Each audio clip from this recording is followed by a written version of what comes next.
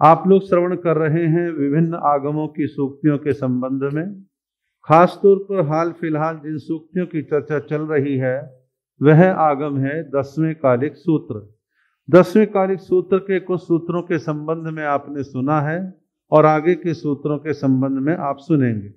आगे कहा है संकिलेश कर्मठाणम दूरो परिवज्जये, जिसका मतलब है कि साधु साध्वियों के लिए कहा है जहां भी कहीं कलह कलेश की संभावना हो उस स्थान से दूर रहना चाहिए।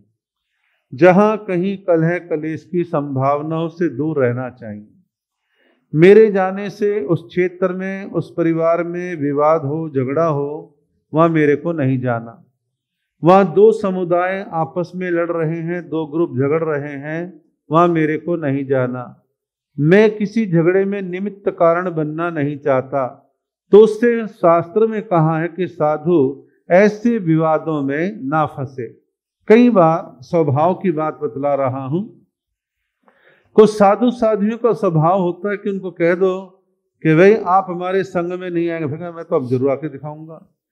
चाहे उसमें दो गुट आपस में और भिड़ जाए और लड़ जाए तो साधु के भी जब आपके क्षेत्र में शांति हो जाएगी, सब ग्रुप एक हो जाएंगे, मिलजुल करके विनती करेंगे तो हम आ जाएंगे। आपसे या आपके क्षेत्र से मुझे कोई द्वेष नहीं है, मेरी वजह से आप लोगों में कोई कलेश ना हो, इसलिए मैं थोड़ा बाहर की बाहर चला जाऊंगा। साधु कलह कलेश में ना पड़े, एक चीज। नंबर 2, कई बार मैंने देखा है कि समाज में 2 या 3 ग्रुप हो जाते हैं, छदमस्त हैं, राग द्वेष बना हुआ है। तो कुछ साधुओं को साध्वियों को शौक होता है इस चीज का, पंचायत करने का, क्या मैं तुम्हारा फैसला करवा दूं।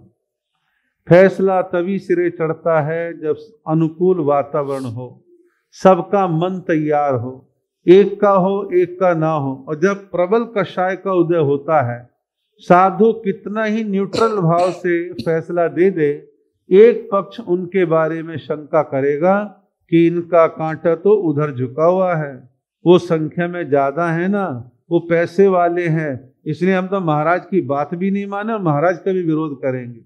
कई बार साधुओं के हस्तक्षेप से विवाद बढ़ भी जाता है। हाँ, दोनों पक्ष साधुओं के बारे में श्रद्धा रखते हो, सम्मान की भावना रखते हो और साधु जी से कहे कि महाराज आपका फैसला मान्य होगा, तो साधु न्याय संगत फैसला दे दे, वो तो ठीक है। लेकिन किसी प्रकार के विवाद में साधु ना पड़े। वो झगड़े चाहे परिवार के हों, चाहे संघ के हों, चाहे समाज के हों, उनमें नहीं पड़ना चाहिए। कई बार परिवारों में ऐसा भी होता है, बाप बेटे में, भाई भाई में, प्रॉपर्टी को लेके, काम धंधे को लेके विवाद हो जाता है। तो जिन संतों से ज्यादा जुड़े रहते हैं वह आशा पालते हैं महाराज फैसला करा दें। अलबत्ता तो सीधे सीधे महाराज को पचड़े पड़ना नहीं चाहिए। पड़ी गए हैं तो संभाव रख करके फैसला दे, माने ना माने वो उनकी मर्जी है। इस प्रकार जो है साधु कलह कलेश की संभावना वाले स्थान से अपने आप को दूर रखे। अगले सूत्र में कहा है असंसत्तम पलोइज्जा, जिसका अर्थ है किसी भी वस्तु को ललचाई आंखों से आसक्तिपूर्ण ढंग से ना देखे। किसी भी वस्तु को ललचाई निगाह से ना देखे। कोई सुंदर वस्तु है, खाने की सामग्री है, मिठाइयाँ सजी हुई हैं, गरम गरम जो है बाटी आ रही है, भटूरे आ रहे हैं, छोले कुलचे आ रहे हैं, संभाव में रहे, शांत रहे, किसी चीज को ललचाई निगाह से ना देखे। और ऐसी सुंदर स्त्री या सुंदर पुरुष सामने है तो ठीक है, सुंदरता उनके अपने पुण्य के प्रभाव से है, लेकिन साधु इन चीजों में संभाव में रहे कि मुझे उनकी सुंदरता से क्या लेना। ठीक है, उनकी पुण्यवानी है, उनको रंग रूप सौंदर्य अच्छा मिला है, मैं न्यूट्रल भाव से रहूंगा। मैं किसी खास व्यक्ति, वस्तु, स्थान, पुद्गल, पदार्थ, किसी चीज को आसक्तिपूर्ण तरीके से, राग भाव से, ललचाई निगाह से मैं नहीं देखूंगा। कई बार कुछ लोग सभा सोसाइटियों में इस चीज के विवेक को भूल जाते हैं। अब मान लीजिए आपके अगल बगल आगे पीछे कोई महिला बैठी है और महिलाओं के लिए कोई पुरुष बैठा है और आपको उनसे कोई लेना देना परिचय भी नहीं है। आप बार बार मुड़ मुड़ के देखें, घुर घुर के देखें तो आप सामने वाला असहज भी होगा और सामने के अकल नहीं है, विवेक नहीं है, किस प्रकार लगातार घूरे जा रहे हैं, देखे जा रहे हैं, तो ये व्यवहार विरुद्ध है। तो चीजों को संभाव से हम निगाह मार लेते हैं, अलग चीज है, लेकिन उसको घूर घूर के देखना, ललचाई निगाह से नहीं देखना चाहिए। फिर कहा है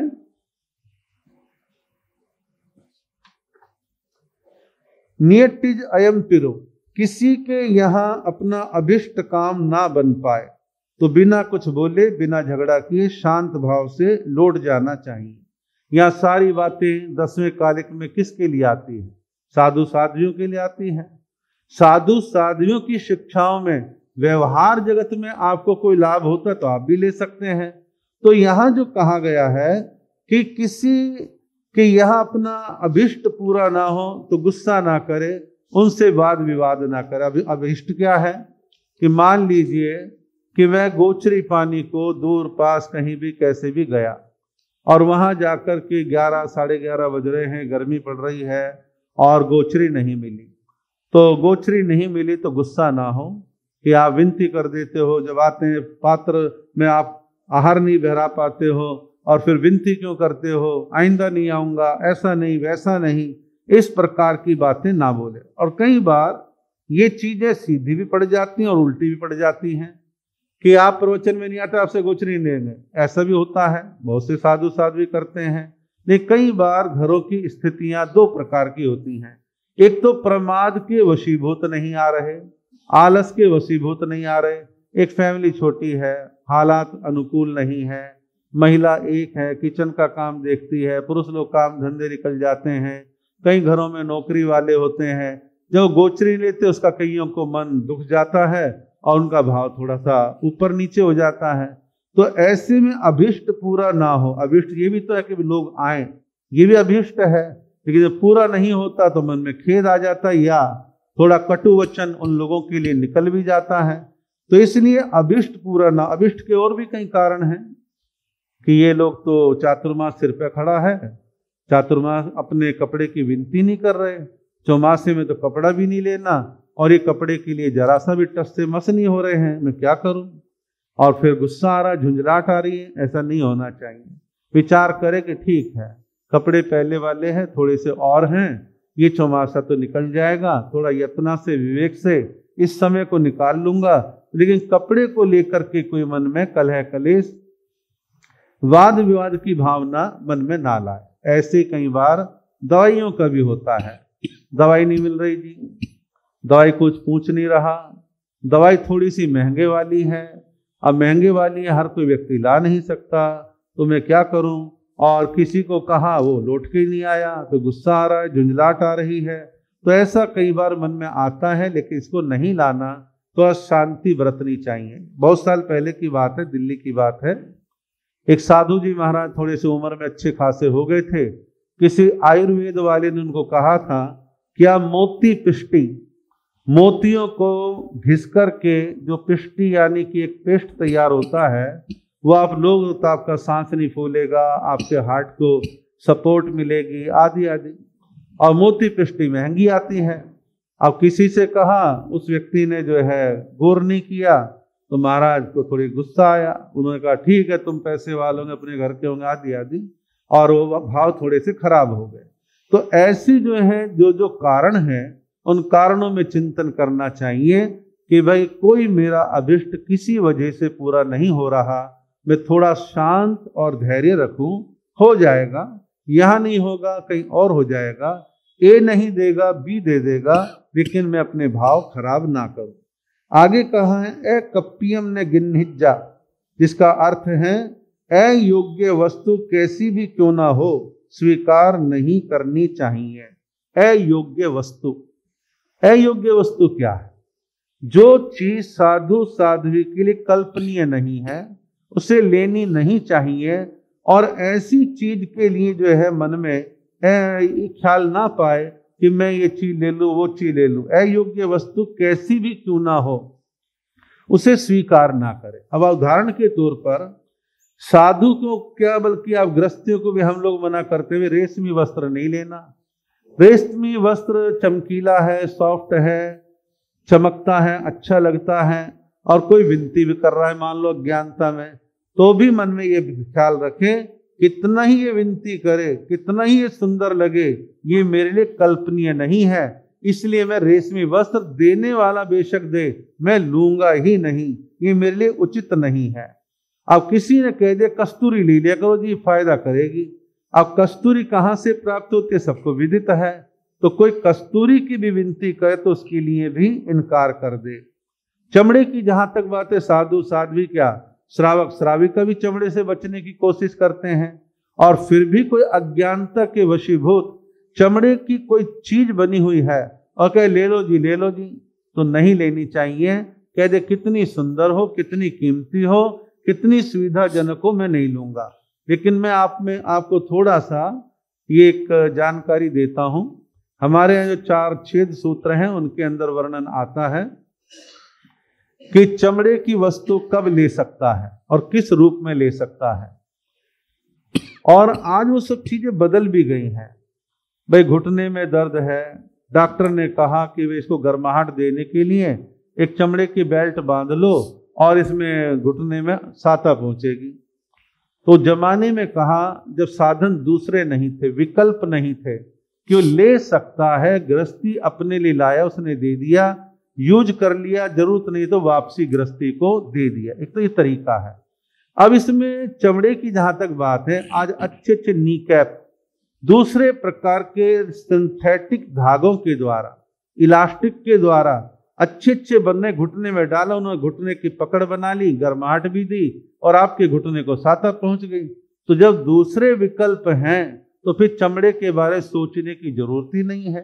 तो इस प्रकार चमड़ा हो, और शहद की बात भी ऐसी ही है कि शहद भी साधु साध्वी को लेना कल्पनीय नहीं है। चांदी का वर्क है, हाथी दांत की कोई चीज है, तो ऐसे साधनों को साधु साध्वी स्वीकार ना करे। कहा है कि अयोग्य वस्तु कैसी भी क्यों ना हो वो साधु साध्वी स्वीकार ना करे।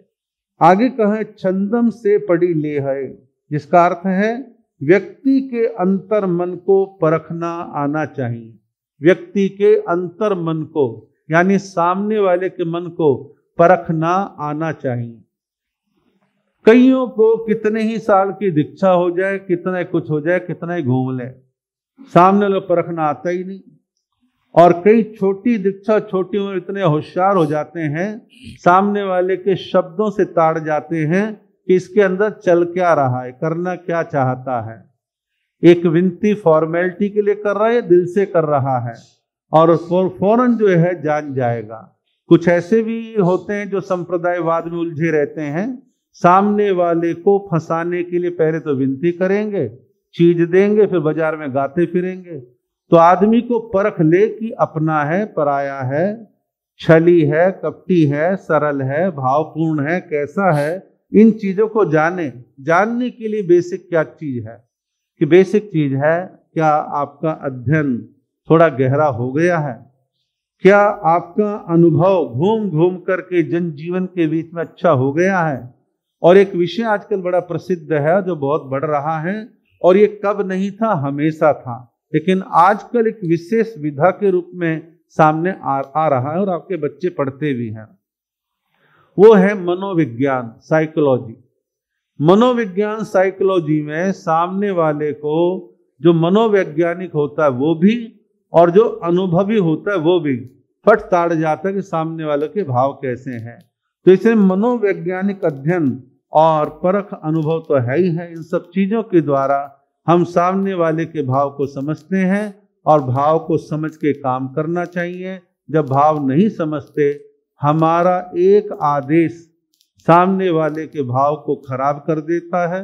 हो सकता है वो आपसे, आपकी संप्रदाय से, आपके धर्म से वो पीछे हट जाए, उसके भाव खराब हो जाए। तो हमेशा एक चिंतन करना चाहिए, मेरी वजह से कोई धर्म क्षेत्र से ना कटे और मैं बड़ा संभल करके व्यवहार करूं। और ऐसे लोगों के लिए, ऐसे साधु साध्वियों के लिए आप और हम कहते हैं बड़े व्यवहार कुशल हैं, बड़े समझदार हैं, बड़े पारखी हैं, चीज को समझ के चलते हैं। तो समझ साधु में भी हो और आप लोगों में भी होनी चाहिए। अगले सूत्र में कहा है महु घयम वे भुंजिज संजय, जिसका अर्थ है सरस या नीरस जैसा भी आहार मिले, साधक उसे मधु घृत की तरह प्रसन्नता पूर्वक खाए, उसको स्वीकार करे। ये कोई खाना है ना, कोई जायका है, ठंडा पकड़ा दिया, घी ऊपर पपड़ी जम रही है, मैं नहीं लेता, इसमें बनाया अच्छे से नहीं बनाया है। साधु को ये कहा गया है गोचरी के दौरान ठंडा गर्म हो, रूखा हो, रोटी मोटी हो या पतली हो, कैसी भी हो, आहार को आहार मान के स्वीकार कर ले। किस आहार को छोड़ने की बात कही गई है साधुओं के लिए?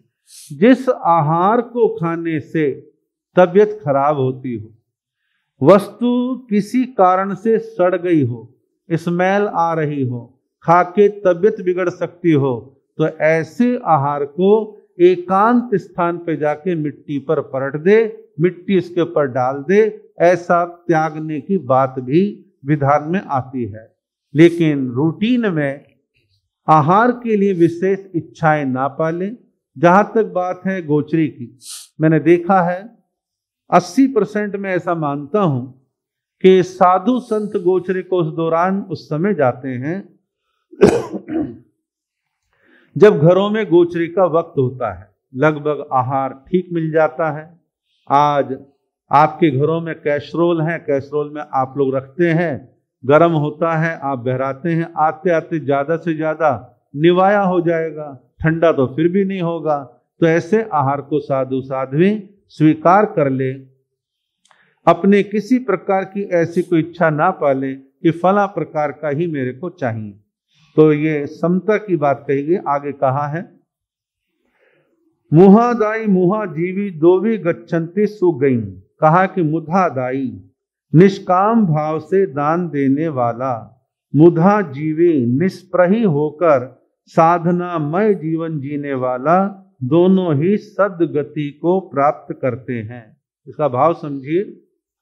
आपका एक सहज भाव है, कोई भी त्यागी पंच महाव्रतधारी साधु साध्वी मेरे घर आंगन में गोचरी के लिए पधारे, अहो भाग्य मेरा, मेरा ये कोई मतलब नहीं, वो मेरे महाराज तेरे महाराज इस परंपरा उस परंपरा जो आ रहे हैं मेरे घर पधारे हैं, जो मेरे से बन पाएगा, मेरे यहाँ जो सहज रूप से आहार तैयार है मैं दे दूंगा।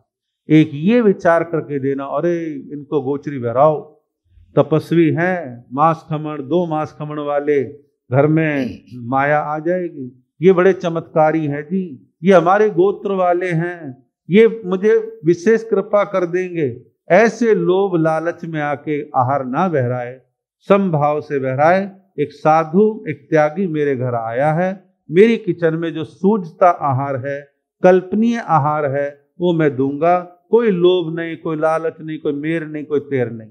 फिर दूसरा कहा लेने वाला साधु भी सहज भाव से ले।